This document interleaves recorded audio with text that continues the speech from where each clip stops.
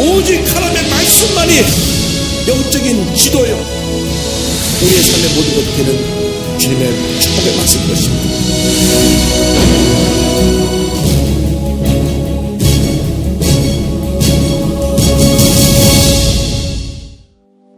오늘은 사무엘상 14장 36절 이하의 말씀을 갖고 함께 공부합니다. 실행되지 않은 사울의 맹세라는 주제를 갖고 말씀 공부합니다. 세계 역사는 5% 미만의 창조적 소수에 의하여서 움직여집니다. 무슨 말인고 하니, 많은 군중이 세계 역사를 이끌어가는 것이 아니라 리더십을 가진 5% 미만의 사람에 의해서 세상의 역사가 움직여 나가는데, 그들이 갖고 있는 리더십의 가장 중요한 내용은 뭐냐면 긍정적인 사고방식,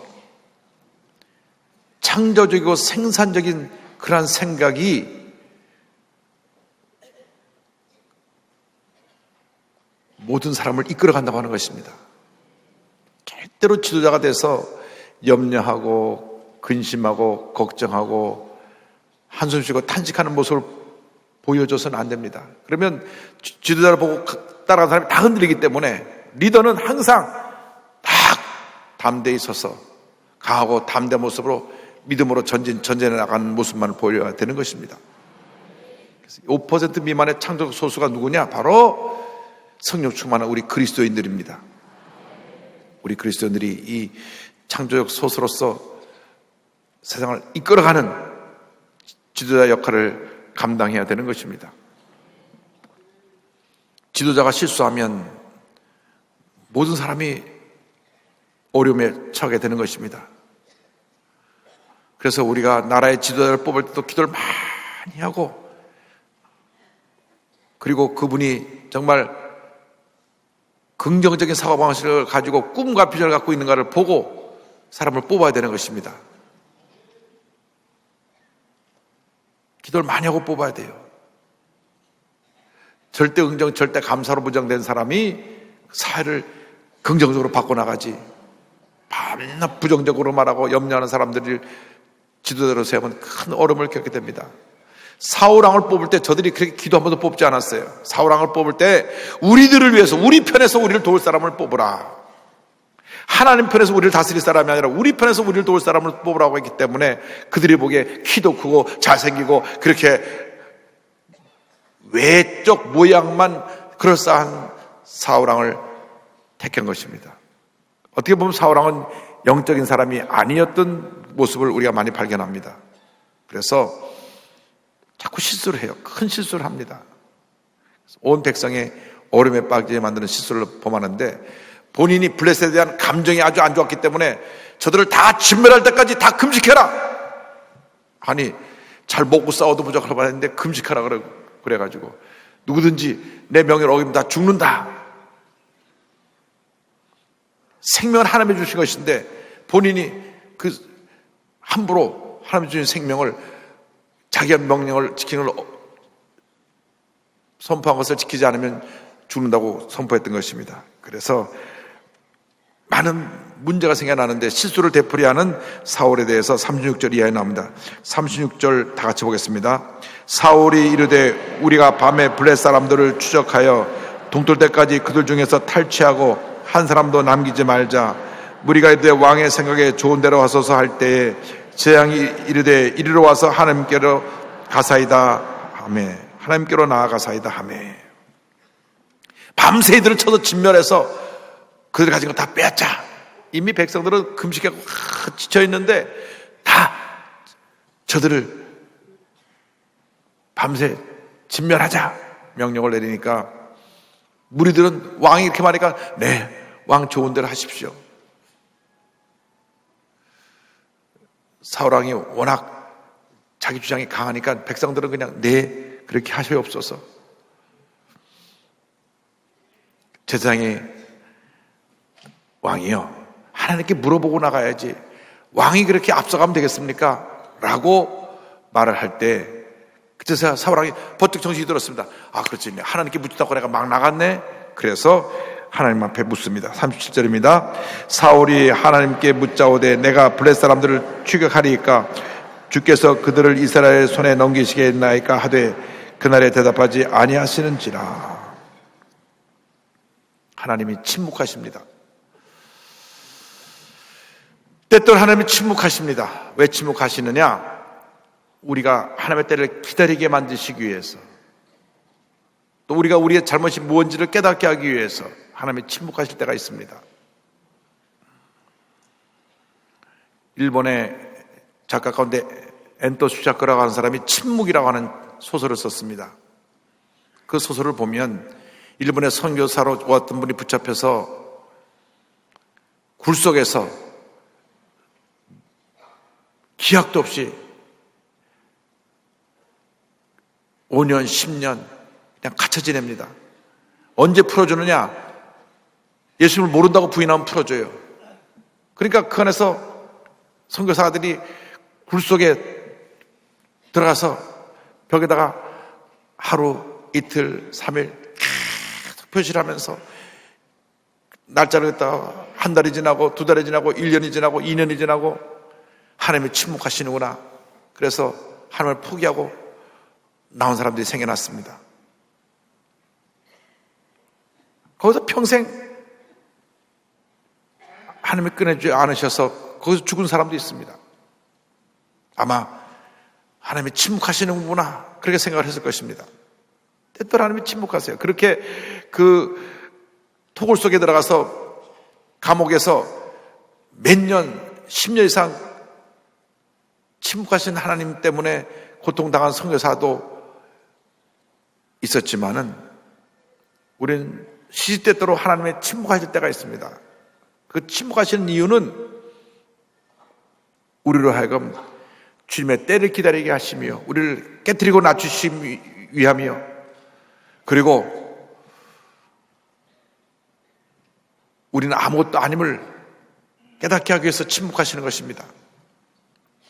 우린 기도해야 됩니다. 하나님, 침묵의 기간이 짧아지게 하여 주시옵소서. 감사한 것은 우리 성령 충만한 우리들은 그냥 즉각 응답받으니까 할렐루야.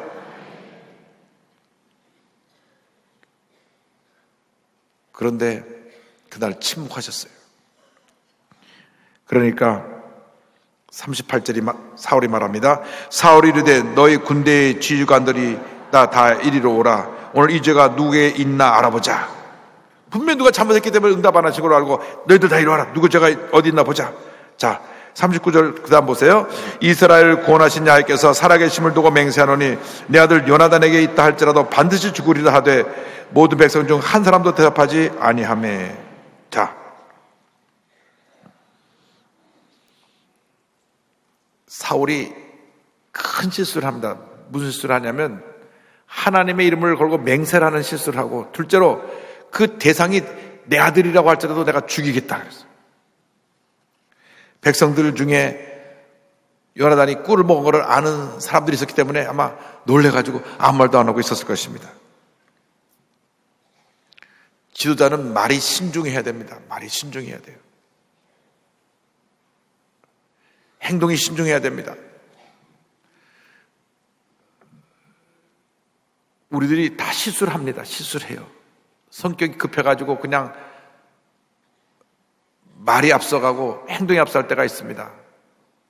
그런데 우리는 중요한 일을 결정할 때 조금 신중할 필요가 있습니다. 주님 앞에서 기도를 간절히 하고 주님의 때를 기다릴 필요가 있습니다. 저도 성격이 급해서 실수를 많이 해요. 뒤돌아보고 나면 아유, 내가 실수했구나. 또 실수했구나. 다신 그러지 말아야지. 기도하고 또 다짐합니다. 어쨌건 우리는 실수하는 연약한 존재들입니다. 그러나 끝까지 주님을 붙잡고 의지하고 나아가면 하나님께서 반드시 우리 모든 합력과 선을 이루고 좋은 일이 되게 만들어 줄 것입니다. 40절 다 같이 보겠습니다. 이에 그가 온 이스라엘에게 이르되 너희는 저쪽에 있으라 나와 내 아들 요나단은 이쪽에 있으리라. 백성이 사울에게 말하되 왕의 생각에 좋은 대로 하소서 하니라. 왕은 아예 자기하고 자기 아들은 죄가 없으리라 생각하고 요나단 일로 오고 너희들 다 저쪽 가 있어라. 그쪽에 죄가 있는 줄 알고, 실제로 그 잘못을 요나단이 그 명령을 듣지 못해서 꿀을 먹었기 때문에 문제가 생긴 것인데 그렇게 했습니다. 이제 41절 이하입니다. 다 같이 보겠습니다. 이에 사울이 이스라엘 하나님 야훼께 아뢰되 원하건대 실상을 보이소서 하였더니 요나단과 사울이 뽑히고 백성은 면한지라. 사울이 이르되 나와 내 아들 요나단 사이에 뽑으라 하였더니 요나단이 뽑히니라. 사울이 요나단에게 이르되 내가 한 것을 내게 말하라. 요나단이 말하여 이르되 내가 다만 내 손끝가에 가진 지팡이 끝으로 꿀을 조금 맛보았을 뿐이오니나 내가 죽을 수밖에 없나이다. 나는 왕의 명령을 듣지 못하고 꿀을 먹었지만은 왕이 지금 그렇게 내 명을 어긴 사람마다 죽는다고 말했으니 내가 왕의 뜻이면 내가 죽겠습니다. 44절입니다. 사울이 이르되 요나단아 내가 반드시 죽으리라. 그렇지 않으면 하나님이 내게 벌을 내리시고 또 내리시기를 원하노라 하니. 이 사울이 자꾸 하나님의 이름을 팔아요. 하나님의 이름을 팝니다. 하나님의 이름을 팔면 안 됩니다. 하나님의 이름으로 뭐 맹세하지 말라 그랬어요. 하늘로나 땅에서나 맹세하지 말라. 왜? 우리들이 그 맹세를 해도 못 지키니까 하지 말라고 한 것입니다. 맹세하지 말라는. 그런데 사울왕은 말하기를 하나님 앞에 맹세하노니 이 명령을 사람 죽으리라. 요나단이 뽑히니까 내가 반드시 죽을 것이다. 안 죽으면 하나님이 나한테 벌 내치기를 바란다. 결국 자기가 벌 받았어요. 나중에. 그래서 전쟁터에서 자기와 자기 아들들이 다 죽습니다. 자, 45절 다 같이 보겠습니다. 백성이 사울에게 말하되 이스라엘이 이 큰 구원을 이룬 요나단이 죽겠나이까? 결단코 그렇지 아니하니이다. 야훼의 살아계심을 두고 맹세하옵나니 그의 머리털 하나도 땅에 떨어지지 아니할 것은 그가 오늘 하나님과 동역하였음이니이다 하여 백성이 요나단을 구원하여 죽지 않게 하니라. 지금까지 왕이 뭐라 말하든 네 왕의 뜻대로 하옵소서, 왕의 뜻대로 하옵소서 하던 백성들이 다 들고 일어났습니다. 아니 요나단 때문에 이번 전쟁에 우리가 승리하게 됐는데 요나단을 죽이는 건 절대 말이 안 됩니다. 왕이 하나님의 이름을 두고 맹세하니까 백성들도 하나님의 이름을 걸고 맹세하노니 절대 요나단을 죽일 수 없습니다 하고 요나단을 살려냅니다. 우리가 절대로 신앙생활하면서 하나님의 이름을 갖고 맹세하고 하나님의 이름을 가지고 남을 판단하고 하나님의 이름을 가지고 함부로 무엇을 결정하거나 말하면 안 됩니다. 그래서 성경에 십계명에 하나님의 이름을 망령되이 일컫지 말라. 함부로 하나님의 이름을 들먹거려서 우리들이 인간의 뜻을 이루려고 하지 말라고 경고한 것입니다. 이제 사울이 그래서 이제 추격을 멈춥니다. 사울이요. 다 같이 46절. 사울이 블레셋 사람들 추격하기를 그치고 올라가매 블레셋 사람들이 자기 곳으로 돌아가니라. 결국 전쟁이 여기서 일시 중단되고 더 이상 추격을 하지 않고 이제 각기 자기 블레셋도 이스라엘 백성도 자기 조소로 돌아가는 장면이 나옵니다. 인간의 계획은 불완전합니다. 인간의 계획과 인간의 뜻은 절대로 완전한 뜻을 이룰 수가 없습니다. 왜? 하나님이 역사의 주관자이시기 때문에 철저하게 하나님 뜻을 간구하고 엎드려 기도하면 하나님이 그 일을 이루어 주시는 것입니다. 사울의 업적을 보겠습니다. 47절 이하입니다. 47절 이하에 사울이 이스라엘 왕에 오른 후에 사방에는 모든 대적 곧 모압과 암몬 자손과 에돔과 소바의 왕들과 블레셋 사람들을 쳤는데 향하는 곳마다 이겼고 용감하게 아말렉 사람들을 치고 이스라엘 그 약탈하는 자들의 손에서 건졌더라. 이제 블레셋과 전투를 한 이후에 이방 나라들을 다 진멸해서 승리한 모습을 기록하고 있습니다. 이스라엘 백성들을 괴롭혔던 모압, 암몬, 소바, 블레셋, 아말렉과의 전쟁 가운데 하나님이 함께 해줘서 승리할 수 있었던 것입니다. 그러고 나서 각이 가족 얘기를 합니다. 49절이요. 사울의 아들은 요나단과 이수위와 말기수하여 그의 두 딸의 이름은 이러하니 맏딸의 이름은 메라비요 작은딸의 이름은 미갈이며. 세 아들과 두 딸이 등장합니다. 이 두 딸은 나중에 이제 다윗과 연결되죠. 다윗에게 첫째 딸을 줄려다 둘째 딸을 준 장면이 후에 나옵니다. 자, 50절 51절이요. 사울의 아내의 이름은 아히노아미니 아히마스의 딸이요 그의 군사령관의 이름은 아브넬이니 사울의 숙부 넬의 아들이며 사울의 아버지는 기스요 아브넬의 아버지는 넬이니 아비엘의 아들이었더라. 여기 군대 사령관 아브넬이 나오는데 아브넬은 누구냐면 그의 그 숙부 넬의 아들입니다. 그러니까 자기 사촌이죠. 사촌을 군사령관으로 두고 그리고 군대를 관리하게 했습니다. 그 다음 52절 보겠습니다. 사울이 사는 날 동안에 블레 사람과 큰 싸움이 있었으므로 사울이 힘센 사람이나 용감한 사람을 보면 그들을 불러 모았더라. 사울 왕이 하나님께 엎드려 기도했다라는 말이 나오진 않고 눈에 볼 때 힘센 사람, 용감한 사람 있으면 다 불러다가 그 군대에 저들이 배치해서 자기의 군사력을 강화시켰다는 이야기가 나옵니다. 전쟁은 하나님께 속한 것입니다. 물론 훌륭한 군사가 필요하고 훌륭한 장수가 필요하지만 그보다 더 중요한 것은 하나님 앞에 기도하는 것이요 하나님의 뜻에 맞는 사람을 구하는 것입니다. 그래야 우리가 전쟁에서 백전백승하는 것입니다. 내 마음에 맞는 사람들을 구해놨다가 내 마음에 맞는 사람들이 나를 대적할 수가 있습니다. 로마 황제의 가장 전성시대를 이뤘던 시저는 그의 신복들에 의해서 칼에 찔려 죽습니다. 워낙 세력이 막강하니까 로마 원로원에서 그를 암살할 계획을 세웁니다. 그 옛날에 2000년 전에 로마가 굉장히 민주적이었어요. 요즘 뭐라 말하면 로마의 원로원이니까 국회가 있어갖고 국회가 하는 말을 황제가 절대 권력 가진 황제가 늘 들어야 됐습니다. 그래서 원로원에서 하지 말자 그러면 안 하는 겁니다. 그런데 시저는 원로원을 무시하고 자가 막 그 나라를 로마가 제국을 이끌어가니까 원로원에서 의논합니다. 저 사람 우리들 말 안 들으니까 죽이자. 그래서 그가 연설이 끝나고 내려오는데 칼로 찔러 죽인데 맨 마지막에 탁 뒤돌아보니까 자기의 신복, 모세로 말하면 여호수아, 요즘 말하면 대통령 경호실장쯤 되는 그 사람이 칼을 찔러서 자기 죽였어요. 그 사람이 브루토스라는 사람입니다. 그래서 시저가 죽기 전에 남긴 유명한 말이 브루토스 너마저도 라고 하는 말입니다. 가장 믿었고 가장 아꼈던 신복이 결국 자기를 죽이는데 동참을 했어요. 사람의 왕국이 그렇습니다. 가장 믿었던 사람에 의해서 죽임을 당하는 것입니다. 하나님의 왕국을 세워야지 인간의 왕국을 세우면 결국 배신에 배신이 이어져 가는 것입니다. 그래서 우리 하나님의 백성들은 잊지 말아야 될 것은 늘 하나님 제일주의, 하나님이 기뻐하시는 사람, 그리고 하나님이 기뻐하시는 동력자들과 함께 주님 일을 해야지 하나님의 사람이 아니고 인간이 하나님보다 앞선 사람을 주변에 두면 그 사람들에 의해서 나중에 큰 피해와 상처를 입게 되는 것입니다.